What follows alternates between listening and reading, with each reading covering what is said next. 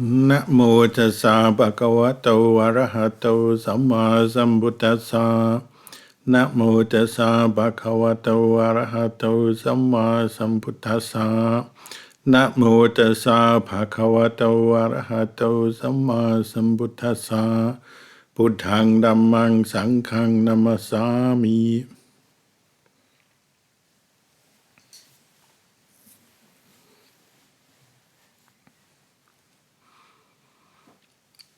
Good evening. This evening we're practicing together at Bodhipala Monastery, Mount Pleasant, South Australia. And true to the name, the conditions are pleasant. Bodhipala Monastery is a very peaceful place. And the weather is just nice, not too hot, not too cold. So a very suitable place to come together to meditate, chant, and listen to the Dhamma. All of these practices we do, they aim to help bring up awareness and understanding of Dhamma, of truth. This is what the Buddha pointed out, frees us from suffering. When our mind is in line with the Dhamma, it's in line with the truth, then it's harder for us to create suffering out of our experience.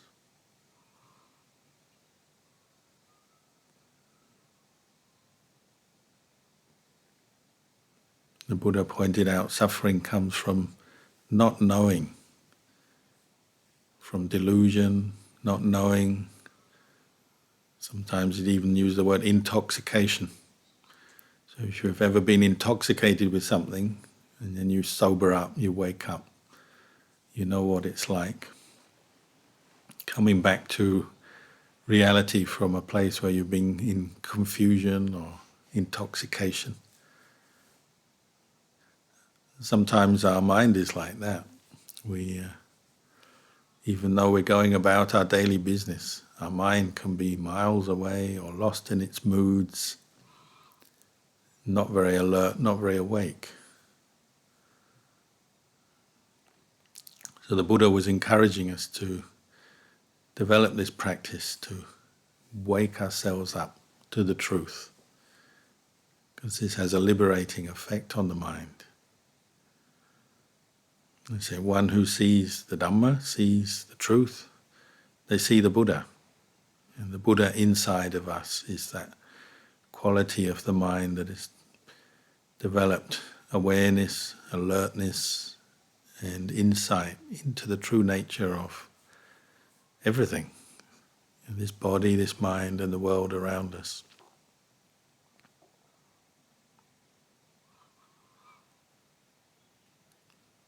So they call it a process of awakening your own mind by practicing Dhamma. And you might remember sometimes when you've been asleep, in deep sleep, and you wake up, very quickly there may be a few moments of adjustment where you can't even remember where you are. It's not that you went to bed drunk or something, but you just wake up from a deep sleep where your memory and your thoughts have completely gone quiet. And then suddenly you wake up. Could be in the night, in the morning. But for a few moments you can't even remember where you are, what you were doing. Usually we wake up from sleep. There's a few moments of gradually waking up, and we're familiar with where we are, and we can probably still remember when we went to bed. But occasionally you get those times where you just suddenly, your mind wakes up and you're in unfamiliar territory. The truth can be like that. Sometimes it kind of wakes us up with a jolt. And sometimes you cut through the mind of the imagination and the thinking mind and the mind of moods and emotions. Because all those things, as you practice more this path of developing awareness and contemplating your experience. As you're waking up, you see how much of the time your mind is lost in like dreams and thoughts and imagination. And we're missing the deeper truths of life. So the Buddha was encouraging us to develop these qualities of wakefulness, alertness, over and over again through our life, to help us bring the mind back to the truth and not always be so lost in all the trains of thought and the moods and the emotions and the imagination. Because this is the way we can free our mind from suffering.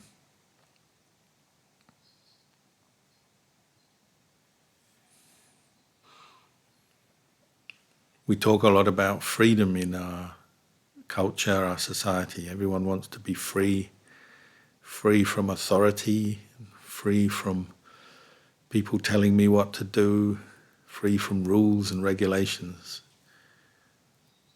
But one kind of freedom we miss is the freedom of the mind on the inside that knows and understands truth.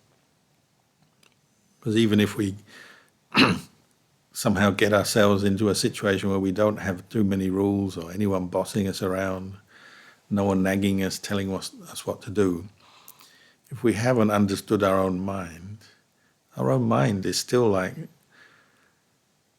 some kind of authority figure or boss telling us all the time what we like, what we don't like, what we want, what we don't want, filling our heads full of views and opinions. And we're not truly free.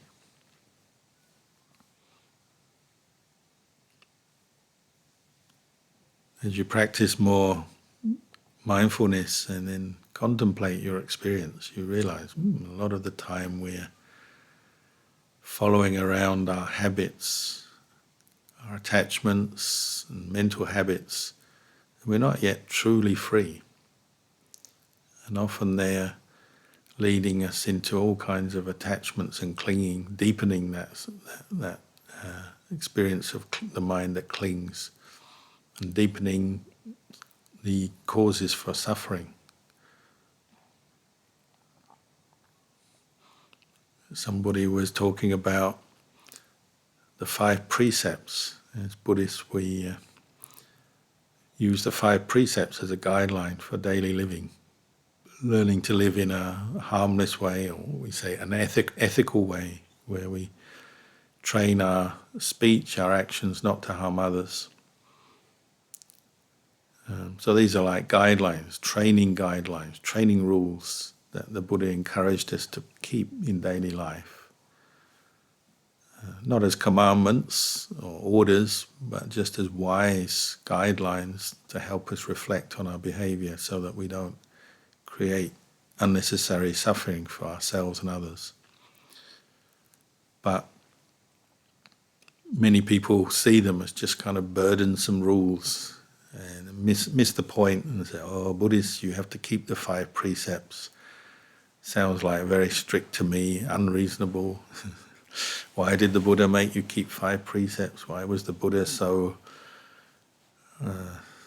bossy? But these are rules or guidelines that you take on for yourself. And they're not nearly as oppressive as this voice in the back of your head, which is always forming opinions about things, and then just pushes you around. You think about it every day, your mind is telling you what it wants, what it likes, what it doesn't want, what it doesn't like. If you look closely, you probably agree it's far more oppressive than just following simple guidelines like undertaking to refrain from physically harming or killing other people, creatures, refrain from stealing, refrain from sexual misconduct, refrain from lying, refrain from taking drink or drugs that intoxicate the mind, even though they can be challenging guidelines to follow. But this voice in the back of your head is far more oppressive, far more controlling, nagging, critical.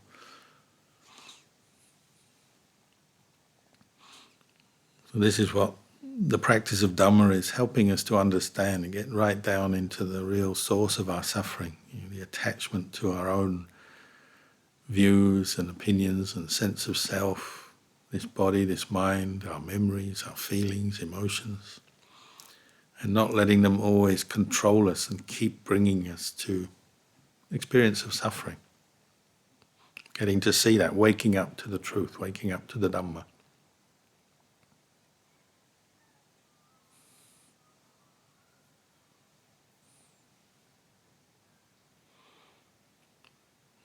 And the way of practice comes from a place of wisdom and understanding. The Buddha understood the human mind very well and learned to see where suffering comes from, and then shared that with us out of compassion and kindness and sharing true wisdom. And this, the wisdom of the Buddha is not just theoretical analysis of experience, but it's direct knowledge of the mind that's developed through long periods of patient observation, reflection, learning to calm the mind, clear away a lot of what we call the mental hindrances, the pancha nivarana, and then looking clearly at the way things are. So it's direct knowledge of the mind. Even though in later years it's been written down and theorized and given a structure, which is what we call the Dhamma, the texts. It's all coming from a human mind that is well trained in observing itself and going beyond the normal kind of superficial attachments and clinging that human beings get caught up in and cause us so much suffering. And then all those people who have practiced since the time of the Buddha, they've also developed this kind of inner knowledge of their own mind, seeing how their minds work, how their minds create suffering by clinging, craving and clinging and attaching to moods and thoughts and desires, to the physical world, the mental world, without awareness and causing suffering, dissatisfaction, discontent. And they've proven to us that it can be done. Well, other human beings, not just the Buddha, can do this. In the time of the Buddha, there were, they say, 80 leading students of the Buddha. They call them the Asiti Sawakas. They're like the prominent, enlightened disciples, students of the Buddha. If you read the Buddha's life story, you see these students, they all had different characters. They were leading monks, leading nuns. There are, of course, many prominent laymen, laywomen practitioners as well. And these leading disciples became arahants, enlightened, but they had different characters, personalities. But they all penetrated through to the same truth, the understanding and clear, direct knowledge that the things of this world are impermanent, unsatisfactory, not self. As we just chanted tonight, sabbe sankhara anicca, sabbe sankhara dukkha, sabbe dhamma anatta. They had their different backgrounds and karma and character and personalities, but one thing they all did is follow kind of this pathway inwards to understand the nature of their own body and mind and push through some of the delusions and attachments that we have as human beings. And that has been going on from the time of the Buddha right up till today, with teachers like Luang and many other enlightened monks, nuns in the modern era.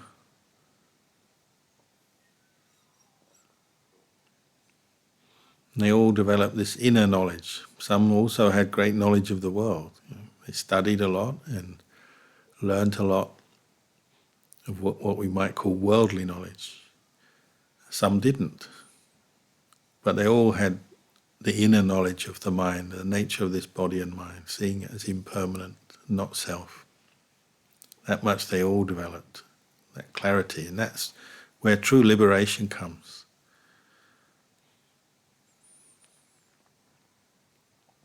So all the practice of the Dhamma we do every day is helping us to develop this awakened understanding of the world. And it's not another way of sort of imposing another viewpoint on us. It's actually just revealing what's there already, but helping us to clear away some of the dust, some of the confusion from our minds through this practice of waking up to the truth.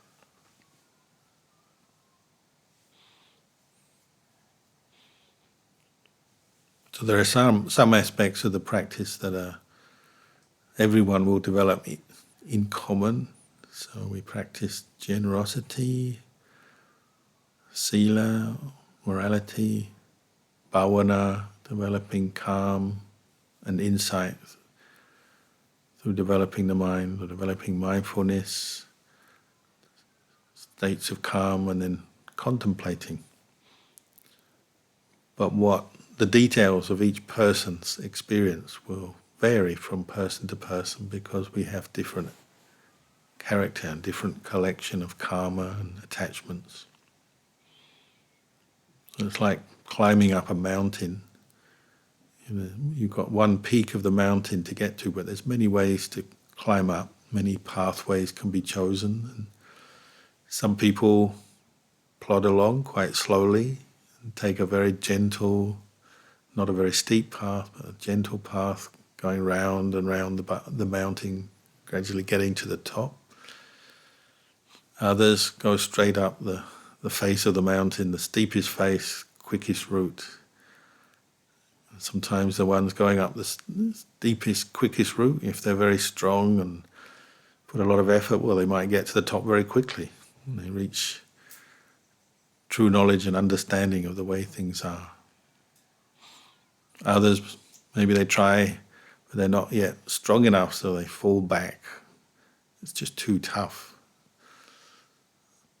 Others who are going up the slow way, sort of winding around the mountain, they might have a different experience. They're going slower, but they learn a lot on their way because they're going slowly, so they see a lot of the rocks and the trees and the animals, and they can see the view as they go.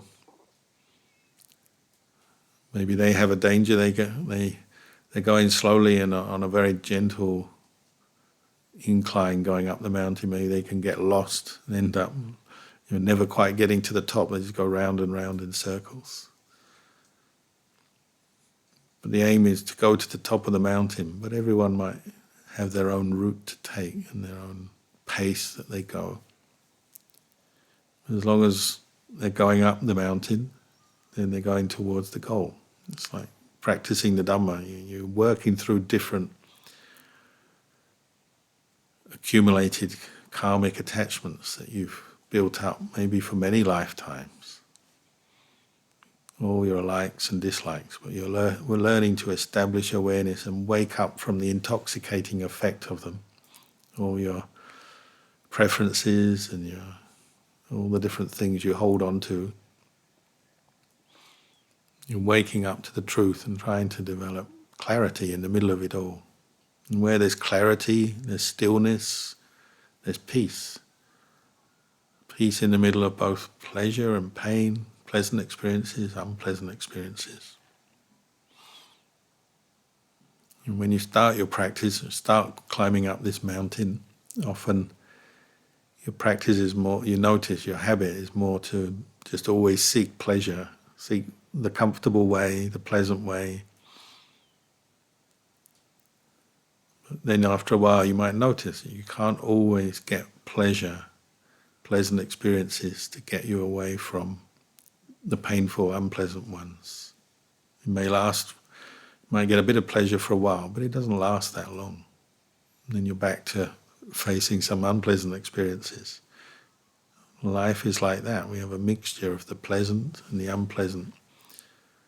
If we're always clinging on to the pleasant and seeking that, running towards it, we're kind of stuck in an endless cycle of sort of running away from the unpleasant, trying to hold on to the pleasant, but never quite peaceful. The mind is never still.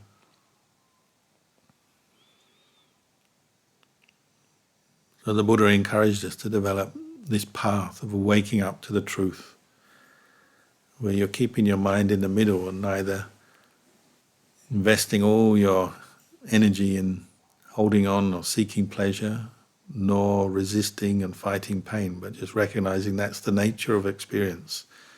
It veers between either pleasant or painful or somewhere in the middle. But that's the way of human life. We have some pain, some pleasure, but not grasping or clinging to either.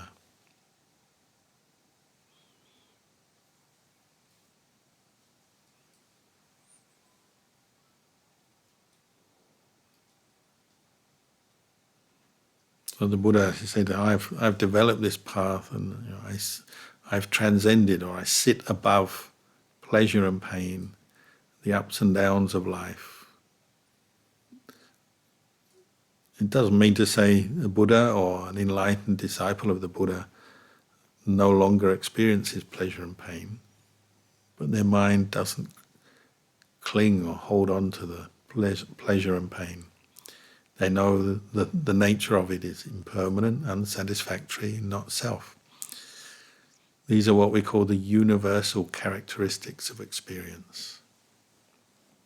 Universal means they apply over and over again from whatever angle your experience comes at you.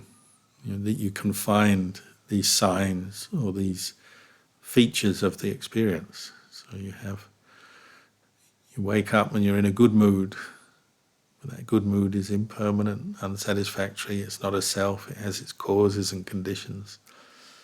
You go through your day and then you may have an unpleasant experience, put you in a bad mood, and that also has its causes and conditions.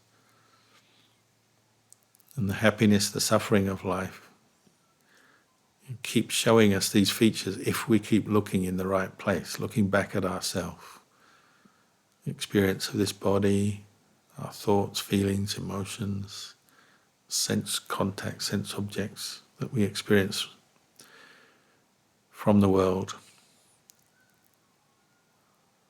It's always teaching us something if we're willing to look. Sometimes Ajahn Chah, our teacher, would say, people would ask, what do you need to practice in the beginning? What bit of Dhamma, what qualities? And he would say, you need patient endurance and you need to contemplate. Sometimes he wouldn't talk about dana, sila, bhavana, sila, samadhi, panya, or other aspects of the Buddha's teachings. He'd just say, be patient and contemplate. You have to be patient with all the restlessness of our mind, the changing experience of our life. Sometimes things are up, sometimes down, pleasant, unpleasant, good mood, bad mood. Being patient through that, not always reacting, grasping, but then contemplating everything, looking and learning from your experience. And if you keep doing that, you become familiar with the way things are, the way our body and mind are, and the way the world appears to us. In the end, how do you know the world? It's through your eyes, your ears, your nose, your tongue, your skin, and then the mind that picks up information all the time, concepts, ideas, memories, images. And this is always changing according to causes and conditions. And if you keep looking and learning from that, you become aware of the familiar patterns of the mind, the cycles of the mind, the cycles of life. And this is like the arising of right view that sees the impermanent nature, the unsatisfactory nature of phenomena, and the ultimately the lack of a self, a solid self in these things that are always changing.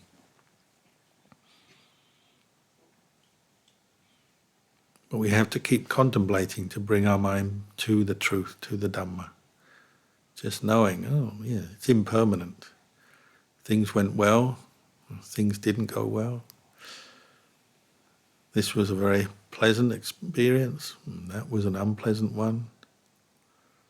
I got what I wanted, I didn't get what I want.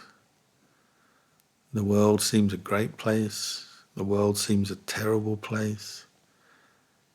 It's constantly changing.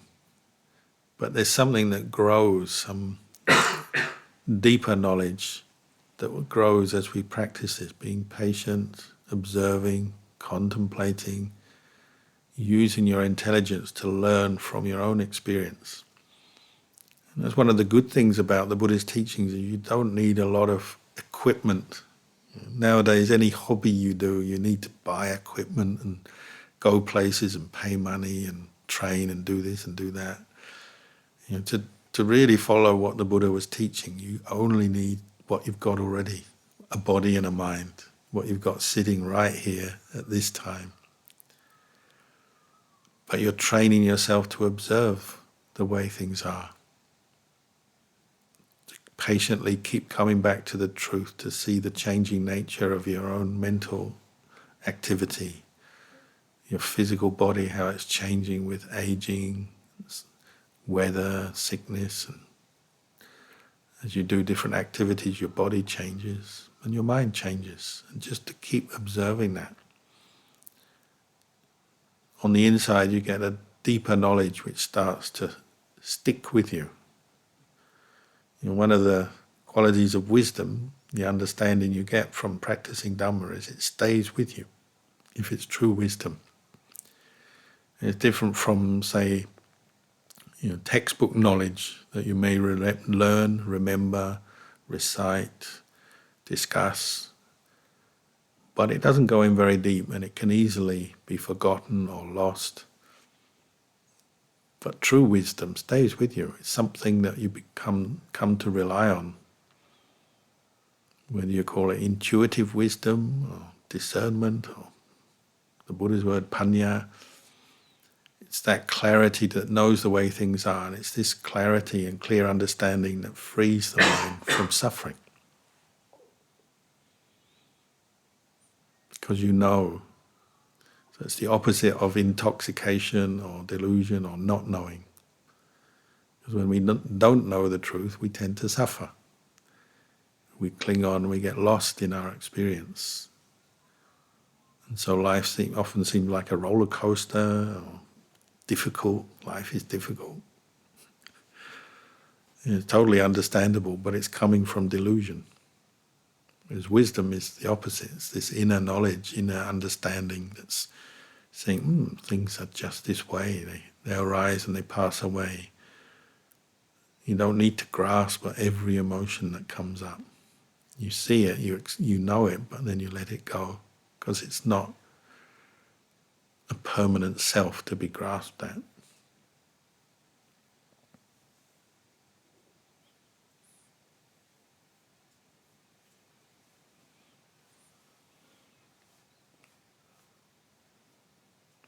So sometimes Luang Por Chao would say, just keep patiently contemplating, watching your experience, and all the Dhamma will be revealed to you. You don't have to go anywhere or do anything special, but you just keep watching from what's coming up. It's so obvious that we miss it all the time. We fail to see our own experience, and so we keep getting caught out. We keep suffering, keep reacting with annoyance or fear or worry or doubt or wanting and then getting disappointed because we miss the truth.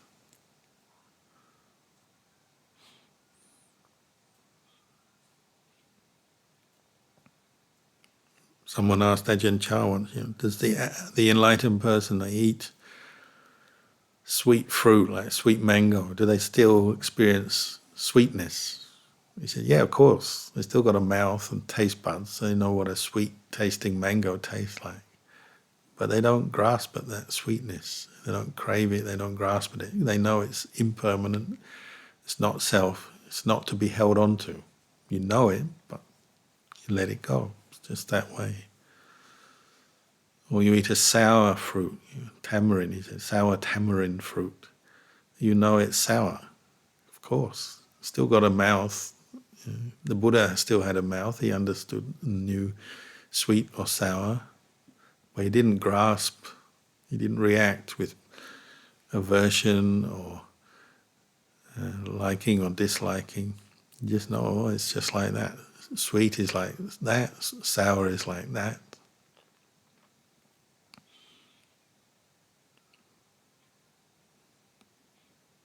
How other people speak and behave. Some people treat you well, it's like that. Some people treat you badly, it's like that. But you don't always have to react. You're aiming to develop this quality of awareness and not to get intoxicated and lost in your experience. What we tend to do when we're not awake, when we're intoxicated, is we grasp the experience and then we keep holding on to it, remembering it, clinging to it, and so it produces more suffering over and over again. Something good happens and you cling on to the pleasure of that experience, and then you keep missing it when it's gone, wanting it, wanting to relive it, get it back again, and the mind is never happy. Never, the business is never finished. It's always wanting more. Or you have a bad experience and you cling on to that and keep going over it, inflicting pain on yourself over and over again by remembering and holding on. Neither of these ways are the way to true peace, because we're clinging and getting lost in the experience. And because we have a memory, we can remember things, even if we remember them wrongly, but we can remember pleasant, unpleasant experiences for weeks and months and years and suffer over and over again. And our aim is just to know that is the way it was. What was pleasant is pleasant, and what was unpleasant is unpleasant, and then to put it down, let it go.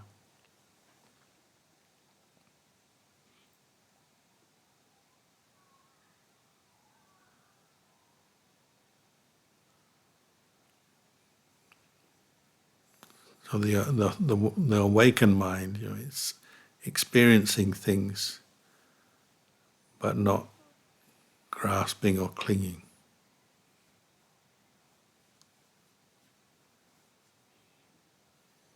So they say that mind is peaceful, it's bright, it's happy, happy in the true sense of the word.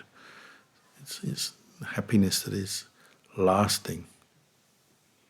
That's why when we meditate, we might experience a little bit of that, for a few moments even. Where you're just putting things down, your mind is in the present moment, it's letting go. It's not that it's asleep or in a dream, it knows everything that's happening, but it's not holding on. So it's at ease. But we haven't finished this path, we haven't climbed to the top of the mountain yet. So as we go along, what we do is we forget. We go back to clinging and holding on again. So we've always got this sort of sense of the mind is still got some business to do. There's still another thing I've got to do, another thing I've got to get, another place I've got to go. The mind can't enjoy its stillness, which is just there. It's just round the corner, very close. But then it can't enjoy it because then it throws up another desire or another reaction. I've got to do this, react to that. I like this, I don't like that. I want this, I don't want that. I've got to get rid of that. Very tiring. It's like you've got this tyrant, the bossy voice in the back of the head all the time. And this is far more oppressive than the government or someone else telling you what to do all the time. It's your own voice in your own head. If you can patiently keep contemplating this, your mind starts to tire of that voice. Quite naturally, turns away. Like, oh, I don't want to follow it anymore. It's so one experiences and appreciates stillness more. Stillness becomes much more valuable. Another thing is people think, well, what does that mean? Is the mind is still, the voice of the tyrant of liking and disliking has gone. Does that mean you just don't think, don't feel, don't know anything? Well, the Buddha could still think. It's just those thoughts were all coming from his intelligence, his wisdom. He could use the thinking mind as a tool to help, teach others, help others. But he's not oppressed by it. His thoughts arise, pass away, but he could let them go. Feelings arise, pleasure and pain, but he lets them go. So he's still a thinking, feeling human being, but he doesn't grasp and he doesn't get lost in the experience. Just turns everything into Dhamma and uses it to help others, to give them some whatever they need, clarity or warmth or support.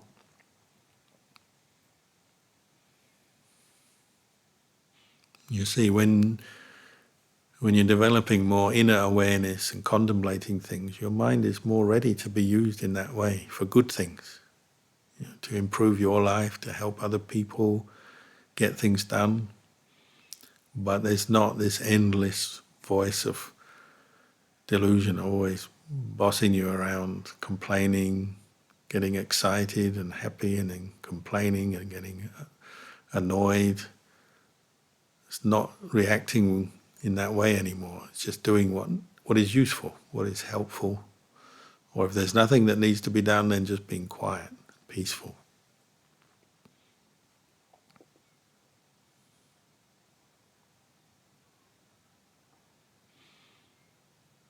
So I think we all need more of that in the mind that is patient, contemplating the truth, letting go of clinging and craving and attachment.